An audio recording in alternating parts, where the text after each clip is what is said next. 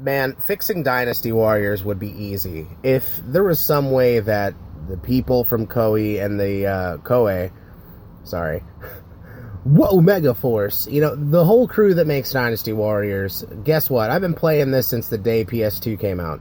I didn't play the fighting game, but the day PS2 dropped, because I had a perfect report card, my mom picked me up a PS2 on release night at midnight, took my uncles, who one was a cop, one was a contractor, with her for protection, because, you know, people in Philly and the surrounding areas can get crazy, especially over PlayStation, man.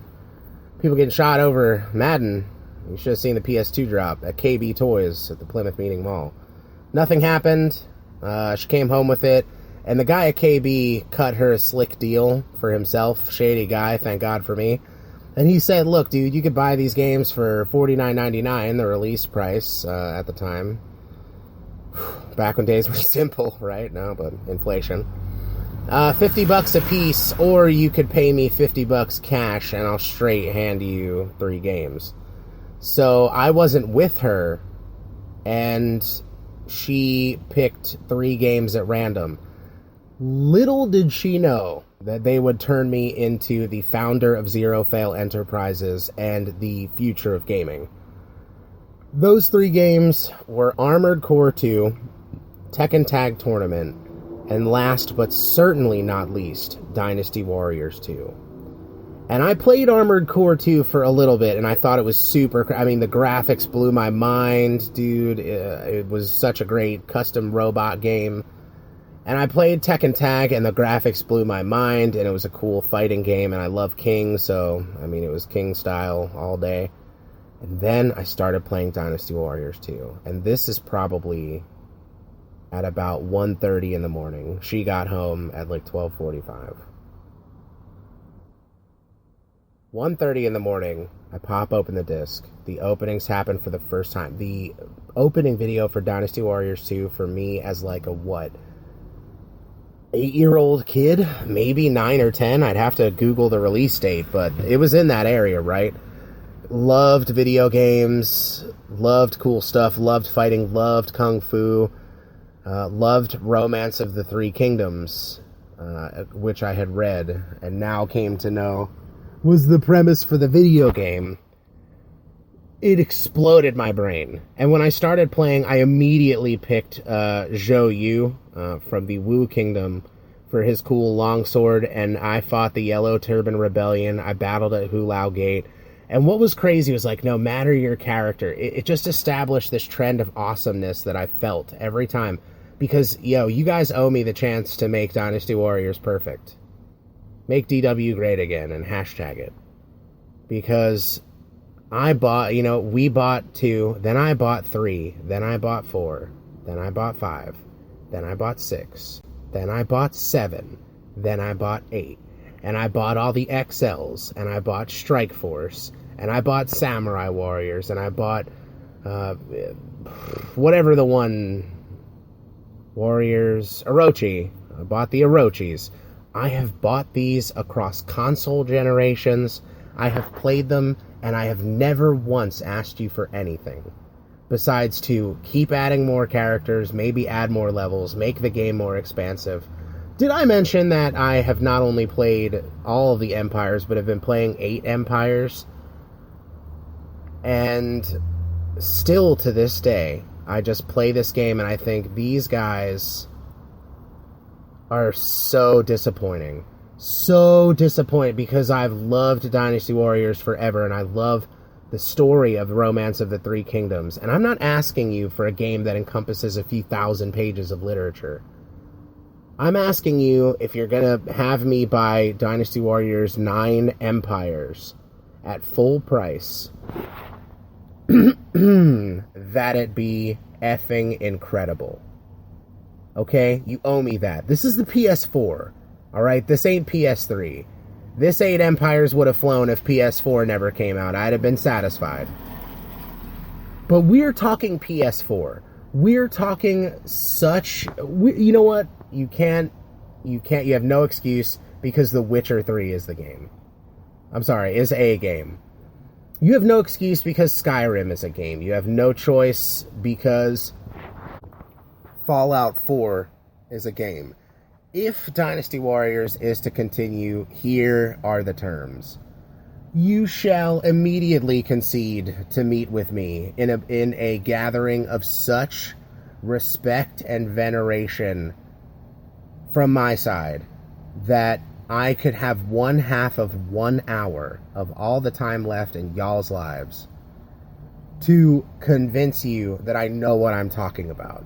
That this is not BS, this is not some rant.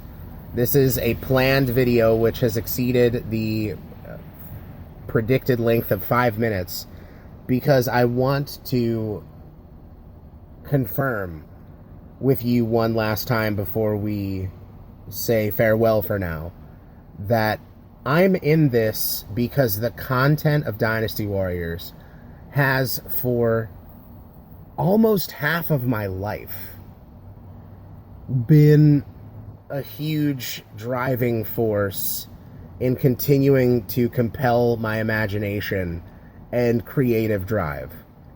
Dynasty Warriors is the type of game that has done what people thirsted for from the beginning, I assume, when it comes to action video games, was be one among thousands on a battlefield that spans decades, as characters of legendary renown and skill come at one another in the midst of a huge war as different kings and lords vie for control of an entire massive nation in an age where the rest of the world was just struggling to get by, as far as, well, not the rest, the entire rest of the world, but this makes this game incredibly compelling and a foundation worth stepping on to make an amazing game.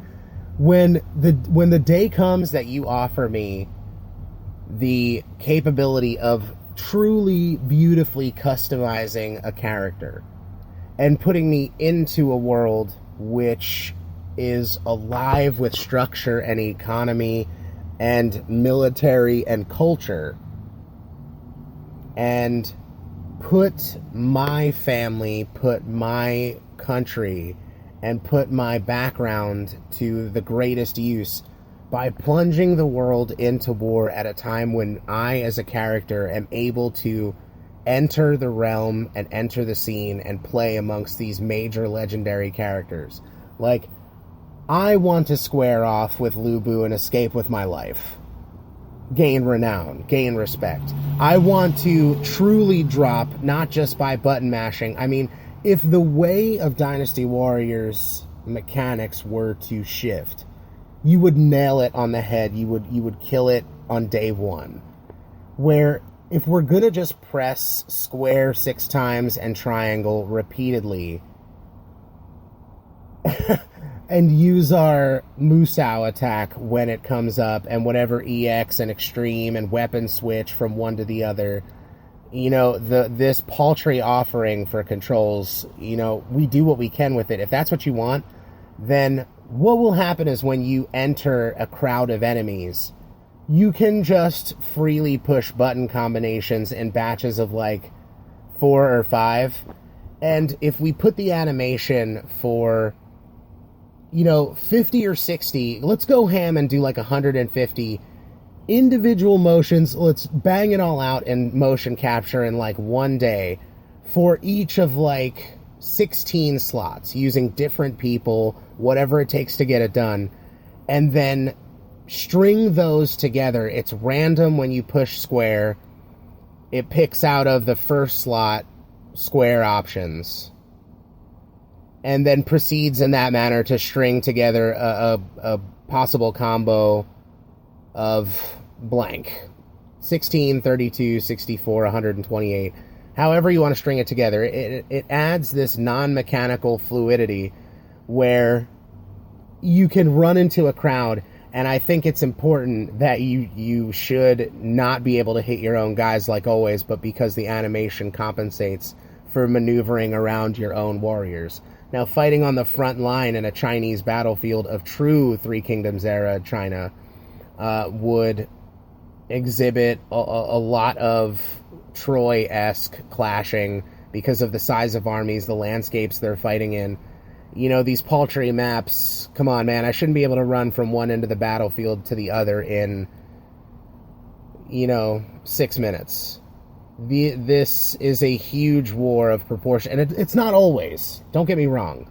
When you're a hero and you're starting to get renowned and different people want to join together with you and you're traversing the countryside a la open world, sandbox style, and interacting with not only other warriors and enemies, but, nature and civilization as it's trying to exist within the context of a peaceful and an at-war world. And I think, just like when I'm playing Dynasty Warriors 8 now, and my guy who over, about 3 weeks of playing, at least once or maybe 2 or 3 times a week for a couple hours, I've been able to build this incredibly prosperous empire that takes up all of the map except for like the top northern edge, leaving 5 or 6 people to essentially. I don't invade people maliciously, and I'm not doing it seeking glory and stuff, but my merit is out of control. And I call him Cow. I don't know if his name's pronounced differently than that, by most people, but. I've got the heavy hitters. I've got Sun Jian. I've got, 2 or 3 of his kids. I've got Pang Tong. I've got Zhuge Liang. I've got, Wei Yan. And a couple other hard hitters. And a couple other characters I made randomly. And they just showed up in the game that high level, high merit. They have high virtue. They've been doing good stuff in the world. So I let them into my kingdom. And I set the policies always to financial so that they'll help out the people and gain happiness. So now I've got this huge kingdom that is full of happy people. The economy's flourishing everywhere. I always give back. I never screw anybody over. I'm always raising my relationship with officers so they'll do the right thing.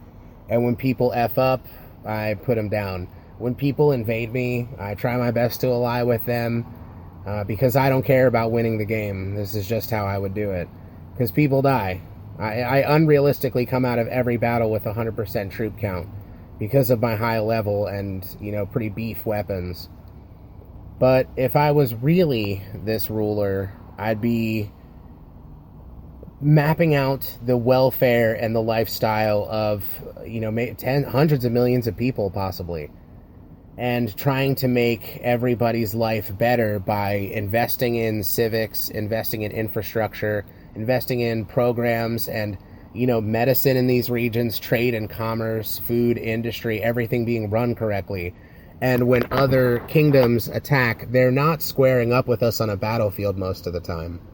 What they're doing is, going to war with us as a nation. If I look at myself as king in the new Dynasty Warriors, what I would see would be an opening, an entrance into battle with main forces, and possibly what I as a player or what other players would experience who are not kings would be a battlefield where not only are 2 main armies squaring off across a huge, and I'm aiming, don't get lazy on me, man, like we only have to make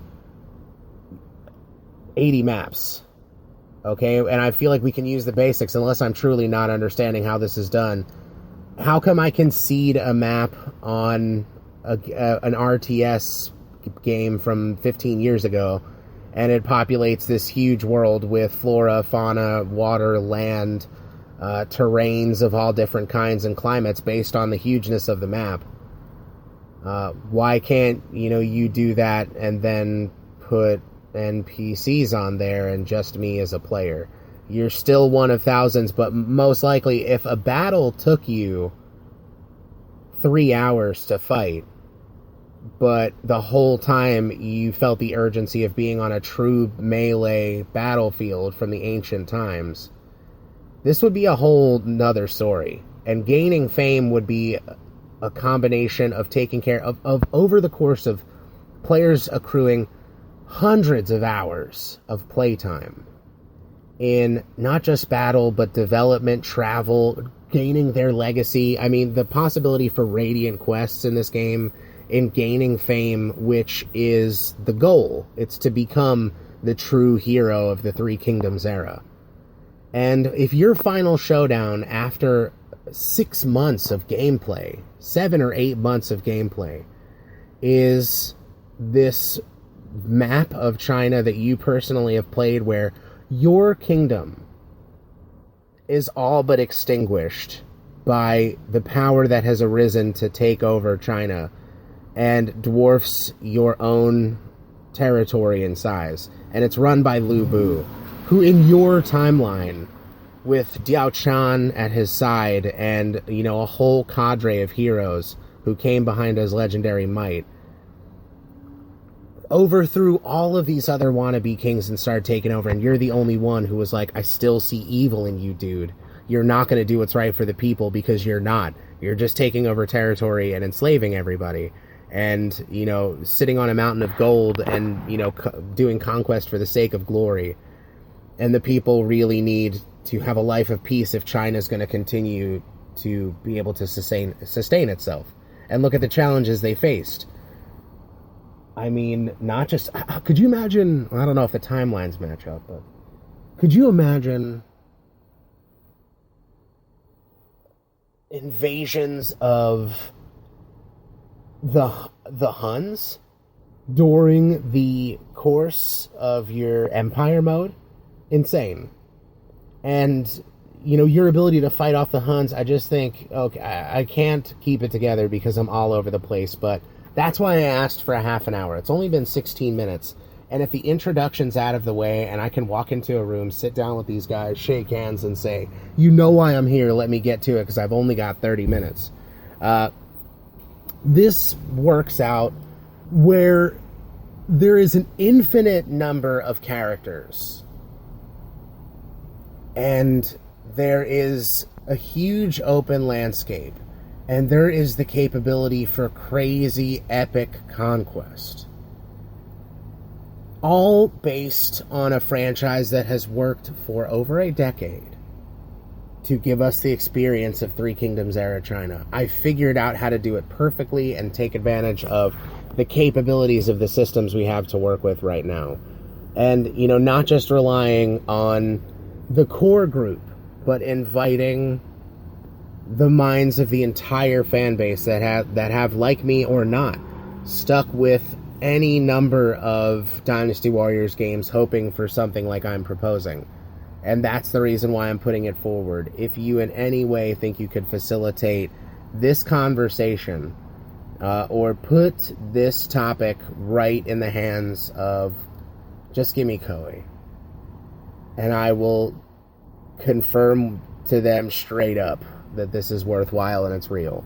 My name is Dave Grindle. You can always find me on Facebook at Dave Andrew Grindle. You can find me at Gmail at daveagrindle.com. Well, with the Gmail in there. But don't be afraid. Also, dagrindle at fullsail.edu, where I'm currently in for my Bachelor's of Game Design. You kind of hear me burnt out. It was a long day, and I have to go help my wife with something, so believe in yourselves. Don't give up on Dynasty Warriors. I think this is a good idea, and I mean, heading into VR, this could be crazy good. So, get at me if you've got some good ideas yourself and want to throw them out there for the world. And the peace.